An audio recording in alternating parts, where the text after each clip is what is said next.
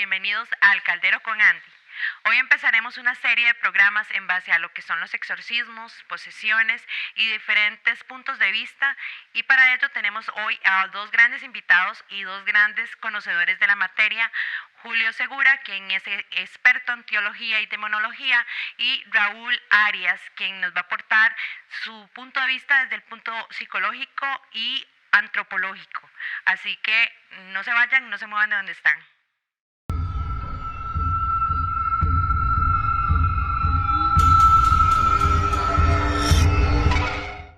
Primeramente, muchísimas gracias a ambos por sacar un tiempito para compartir este rato con nosotros y dar un poco de información sobre lo que han estudiado a lo largo de sus vidas. Julio, si gustas presentarse y dar un poco más o menos una breve reseña de qué has estudiado y demás. Adelante. Muchas gracias, Andy, por la invitación, primero que nada, y saludos a todos. Es un tema que me ha apasionado desde hace muchos años. Desde niño una vez había visto un debate por televisión y me pareció sumamente interesante.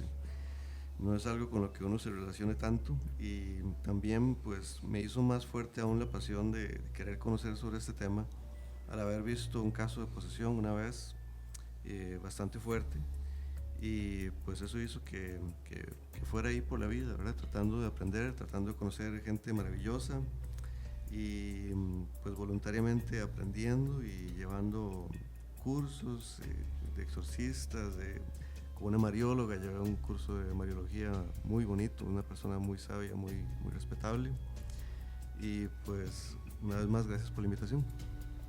Antes de proseguir con la presentación de Raúl, que yo sé que muchas personas se preguntan esto, ¿es así tal cual una posesión como se ve en las películas? En base a tus conocimientos y a lo que viste. La que yo vi no es tan fuerte como las películas, por dicha, porque si no me hubiera muerto de susto. Sí, definitivamente usted ve cosas que usted sabe que no son naturales, y que aunque uno no sea psicólogo o psiquiatra, uno se da cuenta que está más allá de la capacidad de esa persona de hacer lo que uno ve. Y también existen casos como los de las películas, así exagerados, ¿verdad? Aunque son muy pocos y muy raros. Pero ahora tal vez hablamos de esos detalles. Perfecto. Bienvenido, Raúl. Hola, gracias. Desde tu punto de psicología, desde tu punto de el estudio de la antropología y demás, me encantaría que te presentes y nos digas más o menos tus conocimientos. Pura vida, muchas gracias, Andy. Y muchas gracias a todos los que nos ven y nos escuchan. Sí, bueno, igual que el compañero Julio, este tema a mí me ha impactado desde pequeño. En mi familia, el tema de los exorcismos y todo esto ha estado muy presente. Tengo un tío abuelo, un tío de mi mamá, que es sacerdote y se hizo en su momento muy reconocido y famoso por hacer exorcismos, el padre Alberto Cordero. Y pues en mi familia siempre ha estado como muy presente el tema, ¿verdad? Eso a mí desde pequeño me ha gustado. La parte de la antropología y la arqueología siempre me apasionó desde pequeñito, ¿verdad? Mi héroe era Indiana Jones, por ejemplo. Entonces, cuando tuve la oportunidad de estudiar en la universidad, empecé a estudiar teatro. Mucha gente me conoce como actor, pero no por el lado de la psicología. Y empecé a estudiar antropología pensando en toda esta cuestión de la antropología de las religiones y todo eso que me fascina y me encanta, el día de hoy me encanta. Luego empecé a estudiar psicología y todavía por ahí me ha tocado el tema. He tenido algunos pacientes que reportan tener algún tipo de posesión demoníaca y bueno, desde el punto de vista clínico remiten más, por ejemplo, a esquizofrenia o algunas comorbilidades que ahí podríamos hablar también. Eso te iba a hacer una pequeña pregunta con respecto a eso, porque yo sé que para la psicología es poco aceptable aceptar una posesión. Primero se van por el lado de la ciencia, ¿verdad? Es evidente que para eso estudian y demás, pero siento que en muchos casos se pueden, pues, confundir, quizás. Y siento que es muy difícil tal vez para un psicólogo, y sé que muchos psicólogos están viendo esto, el aceptar que sí existe una posesión como tal y que no todo es alguna patología psicológica, claro, ¿verdad? Mira, tenemos bastantes temas que hablar en base a esto. Raúl, ¿has estado en algún tipo de exorcismo o has tenido frente a ti algún tipo de posesión demoníaca? Mira, posesión demoníaca como tal, no sabría decirte. He estado con 2 casos de personas que dicen estar poseídas. Desde el punto de vista clínico, mi diagnóstico era esquizofrenia paranoide, ¿verdad? Muy marcada. En una de ellas además se le hicieron un TAC y se reveló que tenía una lesión en el lóbulo temporal, que desde el punto de vista de la neurología en el lóbulo temporal, cuando hay lesiones en este punto, se dan alucinaciones de orden religioso. Entonces, desde esa perspectiva había un fundamento clínico para pensar que no era. Sí soy creyente, digámoslo así, de que hay fuerzas, energías que la ciencia no las puede envolver con una explicación clínica, todas ellas. En mi familia, como te digo, está esta figura, el padre Beto, que él mismo siempre ha sido muy escéptico en todos los casos, pero él mismo nos ha contado y ha hablado de que hay cosas que sencillamente se salen de la explicación científica. Tuve en algún momento, conocí a una persona que tenía ciertas capacidades de ver o de saber algunas cosas de la gente que le rodeaba, y ella decía que era porque a ella se lo dictaba alguien dentro de ella, ¿verdad? Y eso pues siempre, de alguna manera uno dice, qué raro. Desde un punto psicológico, si continúo con las preguntas de Raúl, pero yo creo que esta pregunta la puedo aplicar entre ambos.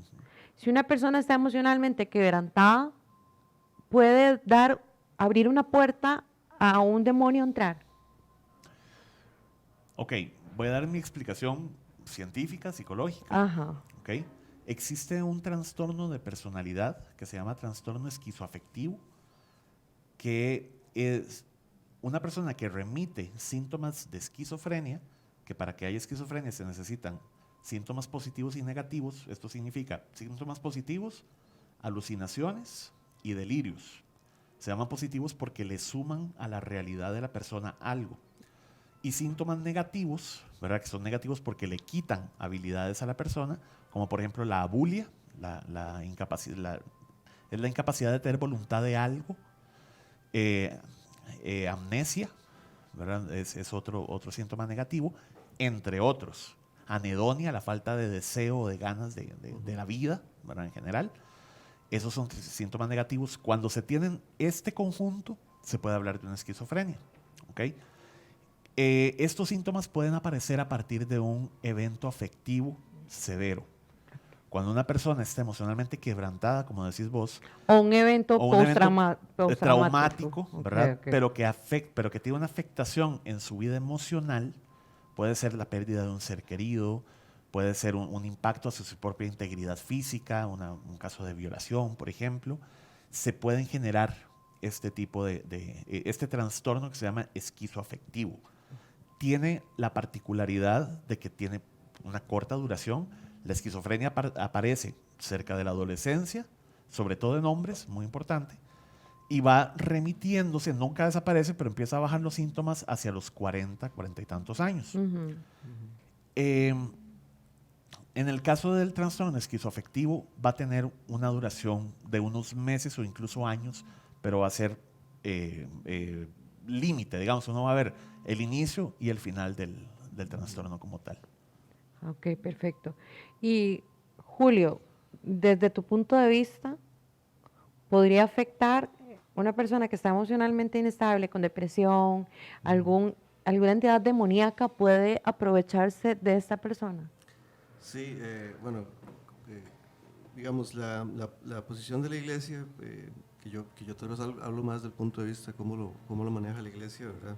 Es muy importante la parte psicológica, muy importante la parte psiquiátrica, para siempre descartar casos. Ahora, voy a devolverme un pasito atrás para explicar que los exorcistas dividen la influencia demoníaca o la influencia maligna en dos grandes áreas.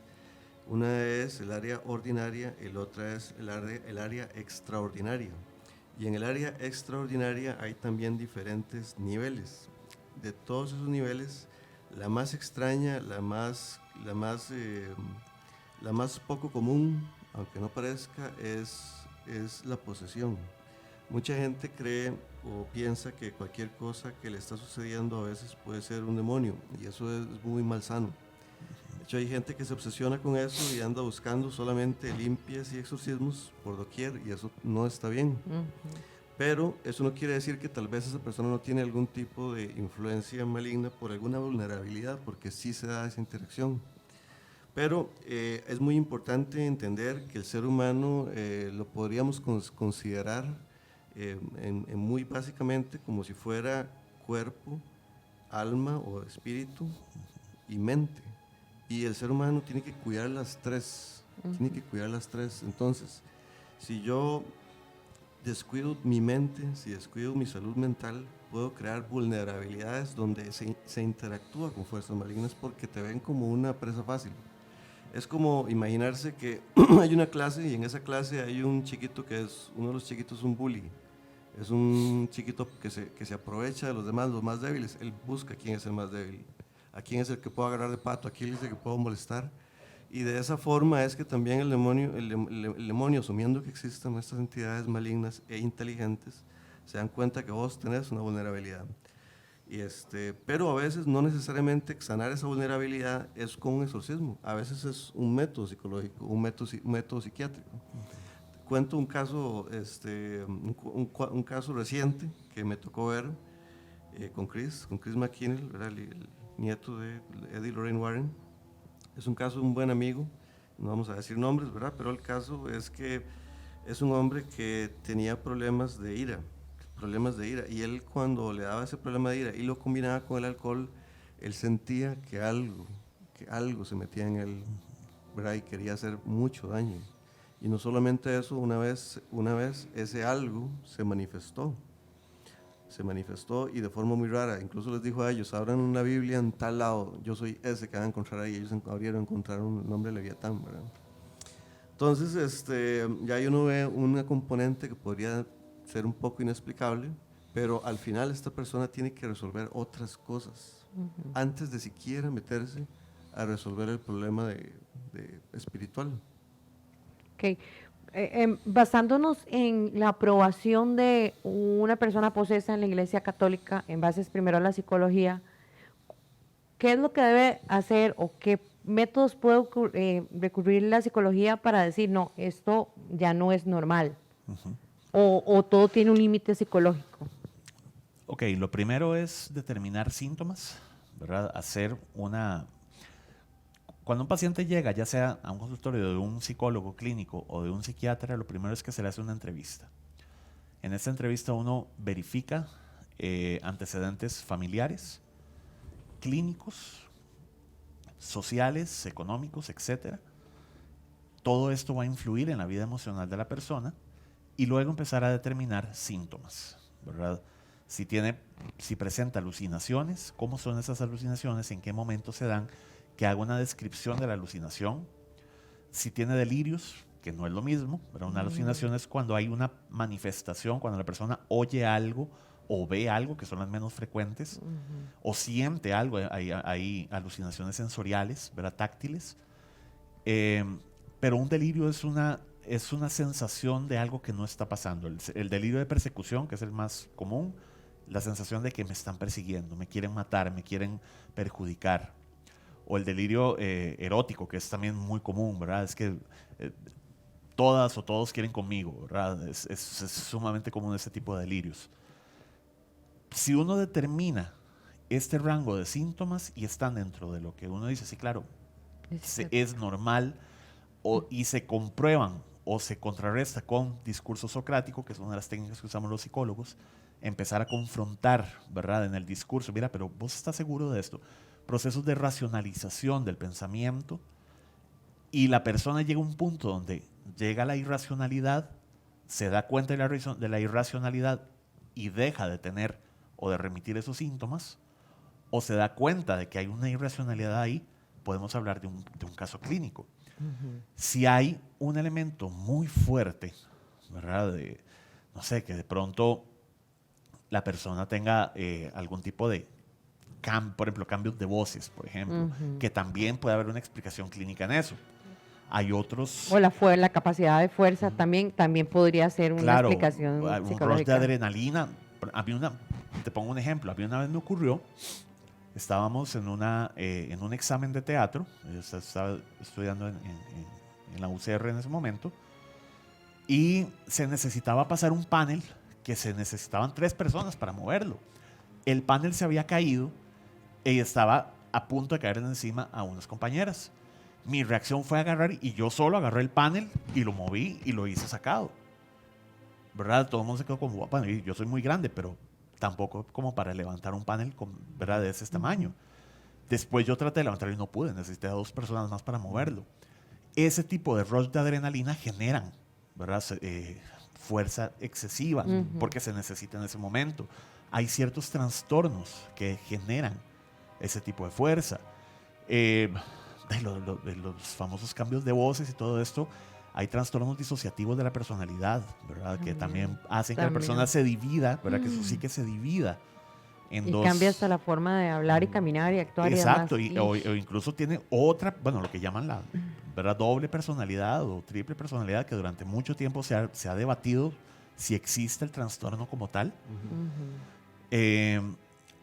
Esa disociación a nivel clínico puede darse, pero cuando ya ocurren elementos externos a la persona, por ejemplo, esto que acaba de contar Julio, para elementos que vea, busque eso, o lo que les contaba hace un rato de esta conocida, que nos contaba cosas que nadie más sabía, y ella dice, es que a mí me lo dictan.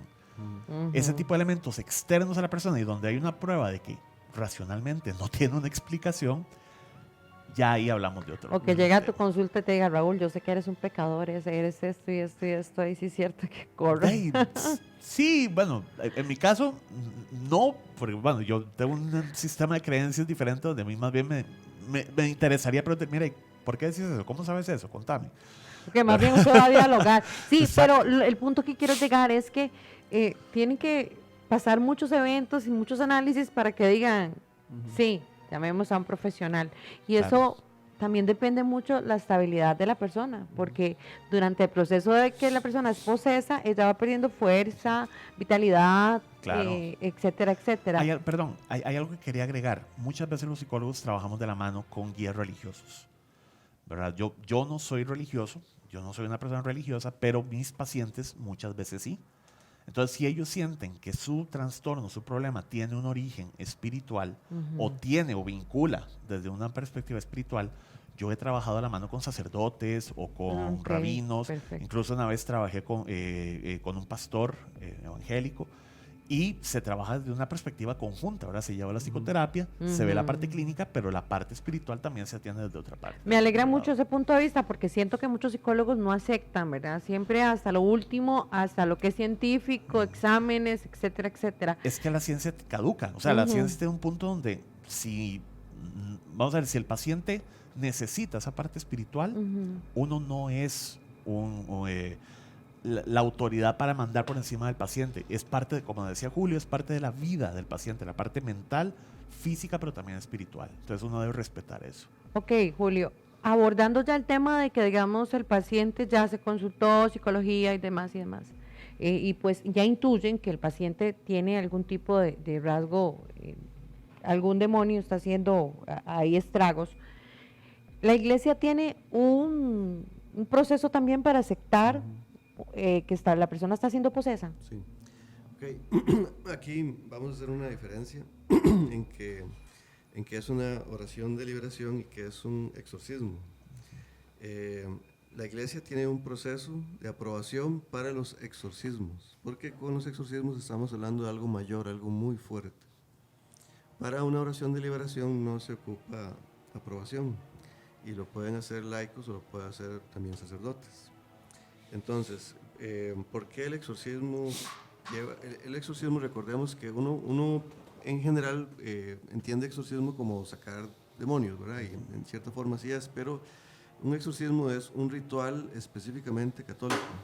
Entonces, un exorcista por definición siempre es un padre católico, aunque una vez se le llama a un exorcista a cualquiera que haga oraciones de liberación, pero digamos en terminología es tan incorrecto.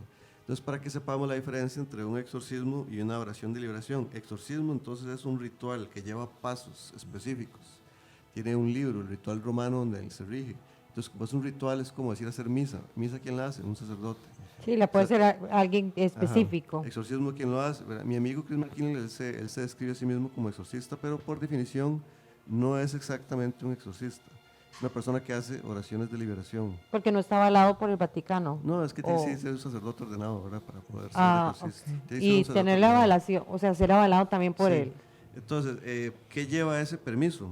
Bueno, el del exorcismo sí es más complicado, como les dije, el de la oración de liberación no.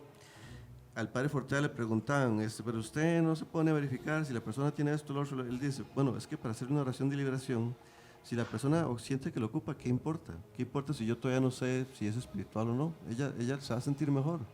Entonces, ¿qué importa? Es como que alguien traiga una herida y te diga, vos, mira, puedes ayudarme a limpiarla aquí un poquito. No importa, va a ocupar tal vez medicamentos, esto, lo otro, pero la limpieza, la ayuda va a servir, ¿verdad? Ahora, el exorcismo, ¿por qué si lleva una aprobación? Bueno, porque son casos, como hablábamos, la influencia extraordinaria del maligno tiene varios niveles. Entonces, algunos exorcistas las han clasificado, por ejemplo, en primero la infestación, por ejemplo, que es cuando es en la casa o animales. En la casa están asustando, donde se ponen aparecen cosas. Eso se llama infestación. Tienen otra por ahí que le llaman Opresión. opresión u obsesión, ¿verdad? Por ejemplo, una persona tiene una vulnerabilidad y además de eso, pues hay un ente maligno intentando que esa persona se obsesione con algo, ¿verdad? La lucha Podríamos- espiritual. Una lucha espiritual.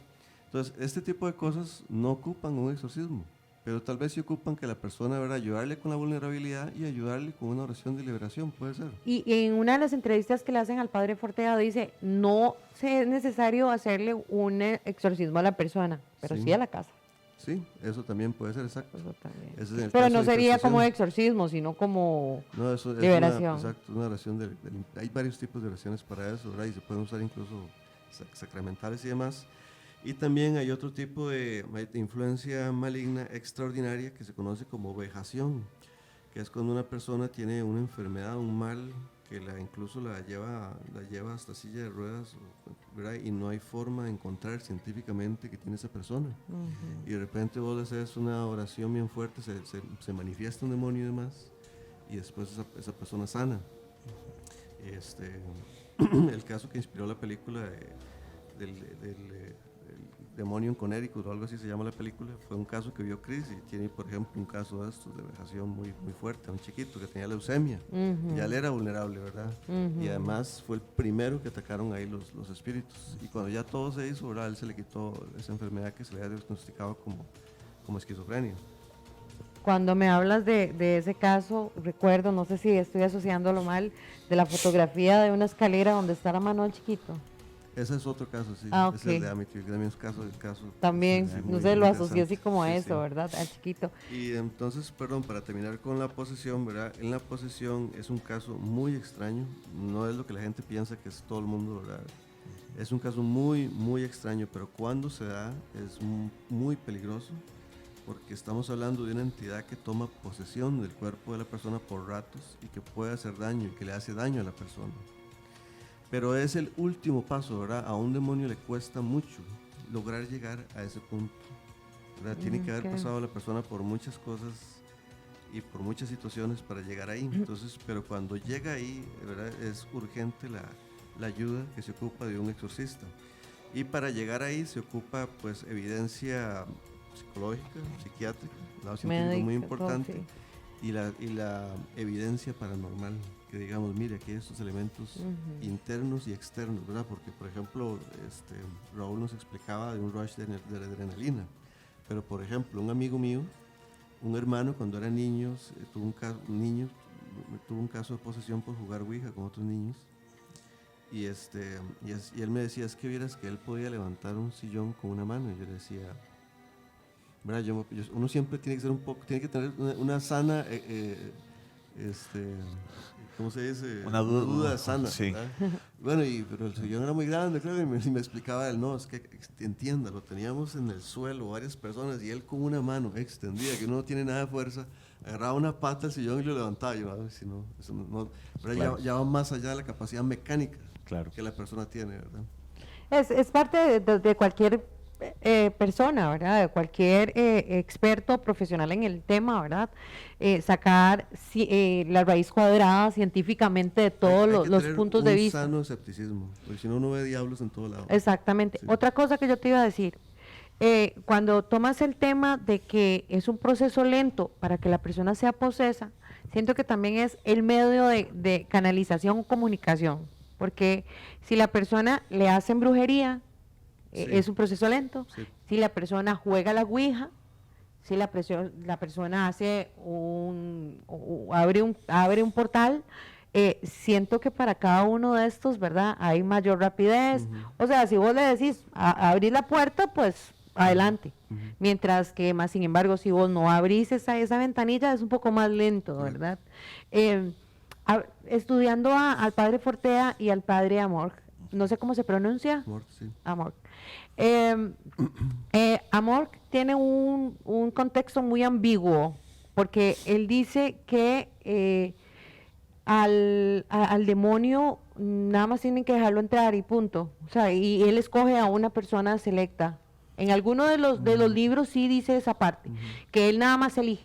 En cambio, el padre Fortea dice que muchos de estos casos es en base a la brujería, ¿verdad?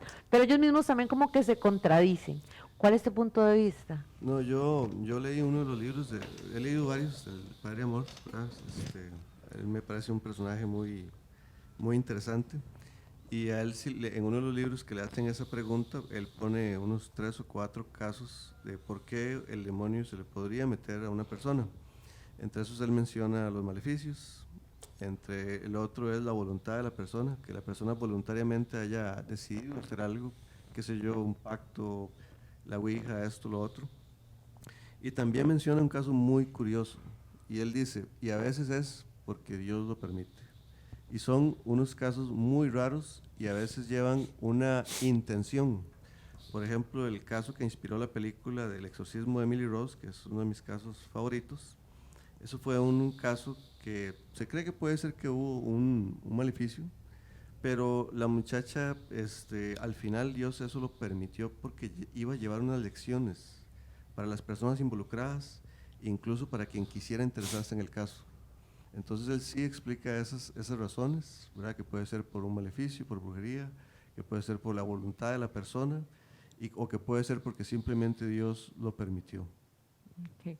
Raúl, y para vos, desde un punto psicológico o desde un punto de la antropología, ¿cuál sería para vos así como los más fuertes, los medios más fuertes? Mira, yo creo que siento yo que la sugestión siempre va a ser el 50% de que una cosa de estas pase. Hace muchos años hice un trabajo sobre el vudú haitiano, por ejemplo. En el vudú también existe mucho de este, o más bien como religión se fundamenta en la magia y en el trabajo con espíritus, con los loas y demás. Ellos plantean que para que funcionen, ¿verdad? El trabajo con espíritus, las dos personas, la parte que lo ejecuta y la parte que recibe, deben creer lo mismo. Okay. ¿Verdad? Si una persona no cree, no le va a hacer efecto. Entonces, yo siento que si una persona está sugestionada, presugestionada, que como decía Julio, empieza a ver el demonio por todos lados y todo es satánico y todo es maligno, va a tener una sensibilidad particular, y cuando ocurra un elemento que afectivamente le resuene o le comprometa su estabilidad psicológica y emocional, lo que va a tener presente en su presugestión es eso, ¿verdad? Es un demonio, es una posesión, creo que desde el punto de vista personal y profesional, la sugestión es lo que más va a generar esa sensibilidad. Eso que está contando Raúl me recuerda a una historia también. No solo, puede ser sugestión una parte, y otra parte es intención, porque no es lo mismo la persona que va con fe, donde el vudú, alguien que va por ver qué pasa, no iba con fe, y entonces tampoco pasa nada. Me recuerda un amigo que era ateo y se puso a jugar la ouija para ver qué pasaba, y no pasó nada. ¿Por qué? Porque él, de todos modos, al no creer, él no lleva la intención verdadera de comunicarse con un espíritu.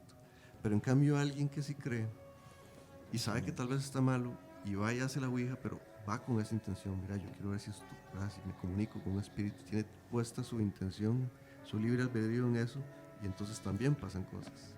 Puede ser una parte de su gestión, puede ser, pero ya después uno ve que con casos de la ouija pasan muchas situaciones paranormales, ¿verdad? Que van más allá de la sugestión de la persona. Miren, ya que tenemos el lado psicológico, antropológico, tenemos el lado más o menos explícito de lo de las creencias religiosas y demás, les voy a decir una tercera opción que ustedes quizás ni se imaginan. Hablando del vudú, y eso me hizo hincapié mucho al vudú, hay una parte de la magia del vudú que utiliza cráneos de los fallecidos para brujería y les dan de comer. Esta persona va a pues desarrollar una degeneración muy fuerte en la pérdida muscular, no camina, no habla, se ríe, un comportamiento muy extraño. Eso se llama, se determina como la enfermedad de Kuru.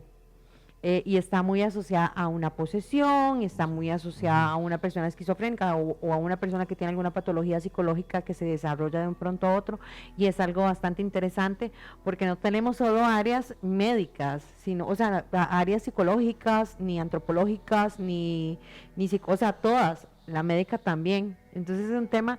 Esta muchacha murió, decían que estaba posesa, decían que estaba esto, y al finalizar la muchacha dice, no, es que yo le alimenté a ella con cerebros. Y esas, creo que son unas hormonas, si me ayudan con la palabra, algún contenido que tiene cerebro y modifica, va directo a su cerebro y lo genera. Entonces hace que usted pierda el raciocinio, pierda su cordura, pierda peso, masa muscular, hambre, no habla, se devuelve como un niño. Entonces ahí lo pueden también intentar hacer un exorcismo, que no es un exorcismo porque es algo muy médico. Y para detectarlo es muy difícil, pero hasta ahí llega la brujería. Sí, claro. La parte cultural es fundamental ahí, ¿verdad?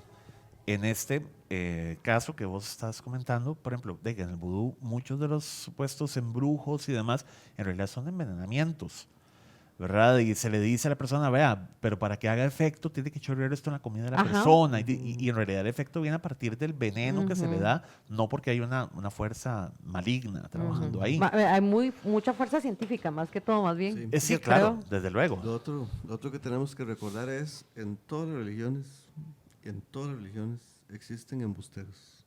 Correcto. Existen brujos que son brujos de verdad, existen brujos que son embusteros. Existen pastores que son buenas personas y existen pastores que son embusteros. Existen sacerdotes que son excelentes sacerdotes y existen sacerdotes que son embusteros. Entonces, a veces que uno se encuentre uno de estos falsos no implica que todos sean falsos. Yo tengo un amigo que es de la India y cuando vino acá a Costa Rica estuvo por acá 2 años y nos hicimos muy buenos amigos. Ranjit, ¿te acuerdas? Ranjit. Y él había perdido totalmente su propia fe. Con la historia de la ayahuasca. Sí, ¿verdad? Qué interesante. Y él había perdido totalmente su fe porque en su vida se había topado gurús falsos. Porque también hay gurús falsos. Hay mucha gente que se va desde aquí para ir a ver gurús y algunos de los más famosos puede ser que sean falsos. Pero no implica que no hubieran verdaderos. Cuando ya él tuvo pues, el choque espiritual ahí con la experiencia de la ayahuasca y demás, él empezó a recordar cuando sí tenía fe y cuando sí había pasado por experiencias increíbles con gurús de verdad. Entonces él lo que empezó a hacer es como, bueno, tratar de diferenciar, bueno, si hay algo más allá, lo que pasa es que tal vez el corrupto me desvió, y cuántas veces nos ha pasado a nosotros también, ¿verdad? Que nos topamos un líder religioso corrupto que nos quita la fe. Claro. Exactamente, pero también radica como en lo que usted ha comprobado, en lo que usted ha visto y en la veracidad de las situaciones, ¿verdad? Por ejemplo, algo que hace énfasis Padre Fortea, dice, hay brujos que son buenos. Él lo dice. Sí. Dice Sí. que son personas con habilidades especiales y que si están ahí, tal vez puedan ayudarlo. Dice, así como hay brujos que pueden ayudarte, dice, porque en la Biblia no dice que es malo o que es un pecado bañarse con sal o con ruda. Él mismo lo sostiene en una de sus entrevistas, en últimas entrevistas. En esto hay tantos misterios, ¿verdad? Y tal vez la gente más religiosa puede escandalizarse, pero en esto existen tantos misterios que, o sea, la creación espiritual de Dios debe ser tan compleja, tan bella y tan grande como es la creación que sí podemos ver, que apenas estamos descubriendo. Entonces imagínate cómo puede ser la creación espiritual y las interacciones entre ellas, ¿verdad? Porque hay cosas físicas que se sabe que interaccionan con cosas espirituales, ¿verdad? Se sabe que a los demonios no les gusta las flores, ni que huela rico, no les gusta la sal, y uno dice, ¿por qué la sal? ¿Verdad? ¿Y por qué la sal hace tantas cosas? ¿Verdad? Y, qué sé yo, el cristal, la forma como eso interactúa con el mundo espiritual, ¿qué se va a saber? Nosotros nada más vemos los efectos. Sí, es ¿verdad? cierto. Nosotros, el ser humano vivió toda la vida con la gravedad sin entender qué era y todavía no la entendemos bien ni siquiera. Sabemos la ley que la controla. Sin embargo, apenas está empezando a entender a nivel partícula qué exactamente es esa fuerza, por qué está ahí. Sin embargo, vemos los efectos y eso no implica que yo no pueda trabajar con esos efectos, ¿verdad? Me gustaría que abordáramos más temas sobre... es que hay cientos de temas que van de la mano, como por ejemplo lo que estuvimos hablando del odio que lo tienen los demonios al Rosario y del odio que le tienen a María, desde un punto antropológico y un punto católico. Muchísimas gracias a ambos. Yo creo que esto se va a prestar para hacer bastante programa. Aquí tengo cientos de historias. Tengo 2 enciclopedias sentadas en el caldero con Andy. Nuevamente agradecida con ambos por la participación de hoy. Y no se me van a ir porque aquí vamos a continuar, tenemos bastantes temas que hablar y no se me vayan, ciérrenme los portones porque yo sé que al igual que yo, muchos de allá del otro lado están súper interesados en conocer más a fondo la demonología, los exorcismos, la teología, cómo se desenvuelven los demonios en el ámbito espiritual, qué no puedes hacer y demás. La invitación para que la próxima semana nos vean por acá, por medio de Jog Medios, dándoles un poquito más de información sobre demonología y demás. Invitados, próxima semana, 7 de la noche, gracias a Jog Medios. Esto es El Caldero con Andy. Gracias, chicos. Pura vida.